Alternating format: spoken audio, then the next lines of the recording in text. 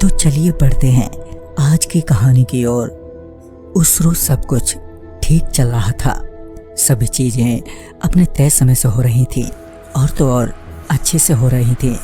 फिर जब रात के 1:30 बजे के आसपास जब मैं ट्रेन से उतरा तो उस वक्त मेरे पास 2 ऑप्शन थे। या तो मैं आगे की गाड़ी पकड़कर अपने अंकल के घर 3 बजते बजते पहुंच जाता या फिर सुबह होने तक का वेट करता। चूंकि मैं पहली बार ही अंकल के घर जा रहा था तो मुझे रास्ते के बारे में इतना पता नहीं था, जिस वजह से मैंने स्टेशन पर ही रात बिताने की सोची। उस वक्त स्टेशन पर लोग तो थे मगर थोड़े बहुत ही। मैं पहले थोड़ी देर तक तो यूं ही स्टेशन का जायजा लेता रहा। फिर मुझे बैठने के लिए एक जगह दिखी जहां 3-4 लोग और भी बैठे हुए थे, तो मैं भी उनके बीच जाकर बेंच पर बैठ गया। मगर वहां उड़ते बड़े बड़े मच्छरों ने मुझे ज़्यादा देर तक बैठने नहीं दिया। पहले तो कुछ देर मैंने अपने आप को किसी तरह उन मच्छरों से बचने की पूरी कोशिश की, मगर मैं बच नहीं पाया। तभी मुझे सामने एक आदमी दिखा जिसने आग जला रखी थी। मैंने सोचा उसके पास जाकर बैठ जाता हूँ। आग के कारण मच्छर तो कम से कम परेशान नहीं करेंगे। जब मैं उस आदमी के पास पहुंचा तो पाया कि वो चाय बना रहा है। मैं उसकी ओर मुस्कुराते हुए वहीं उसके पास ही बैठ गया।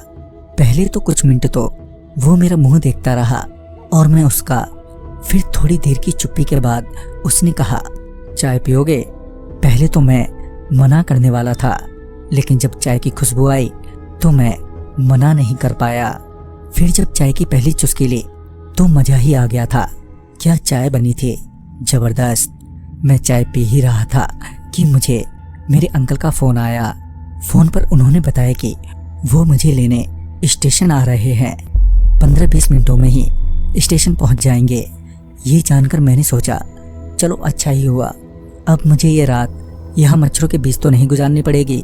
चाय पीते पीते मेरी नज़र वहीं लगे एक चेतावनी बोर्ड पर पड़ी जिस पर लिखा था कि चाय या फिर कुछ खरीद कर ना खाएं। मुझे ये पढ़कर हैरानी हुई। साथ ही पता नहीं क्यों मेरी आंख अब अचानक ही भारी होने लगी और कुछ ही मिनटों में मैं सो गया। जब वापस मेरी आंख खुले तो अब आसपास कोई भी नहीं था। वहां एकदम से सन्नाटा छा गया था। मैंने उठकर देखा भी मगर वहां कोई नहीं था। यहाँ तक कि वो आदमी भी गायब था जिसने मुझे कुछ देर पहले चाय पिलाई थी। मुझे थोड़ी बेचैनी होने लगी थी मगर मैं अभी भी शांत बना हुआ था। तभी किसी ने मेरा नाम पुकारा। मैंने पीछे पलटकर देखा जिधर से वो आवाज आई थी तो देखा कि मेरे अंकल खड़े हैं। उन्हें वहां उस वक्त देखकर सच में मुझे बहुत ही ज्यादा राहत मिली। तभी मैं अपना सामान लेकर उनके साथ चल दिया। मगर कुछ आगे जाने के बाद वो मुझे जंगल की तरफ ले जाने लगे।